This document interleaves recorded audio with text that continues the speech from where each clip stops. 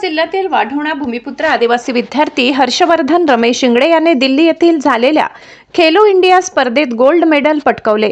भारताचे आदरणीय पंतप्रधान नरेंद्र मोदी यांच्या संकल्पनेतून त्यांनी आदिवासी व युवकांना खेळण्याची संधी उपलब्ध व्हावी यासाठी खेलो इंडिया हा उपक्रम सुरू केला होता।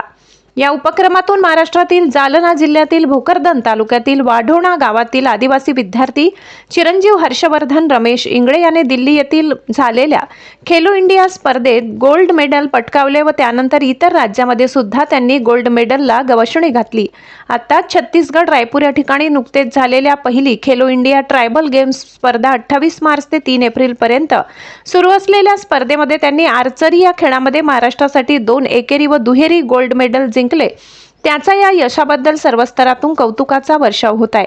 आता हर्षवर्धन याची निवड आंतरराष्ट्रीय स्पर्धेसाठी झाली आहे। त्यासाठी हर्षवर्धनला प्राध्यापक गणेश इंगळे, आजोबा भिकाजी इंगळे व सर्व सामाजिक, शैक्षणिक, राजकीय क्षेत्रातील जनतेने पुढील वाटचालीसाठी शुभेच्छा दिल्या आहेत। News reporter Jaber Hussain Pathan, India news pulse, Jalna.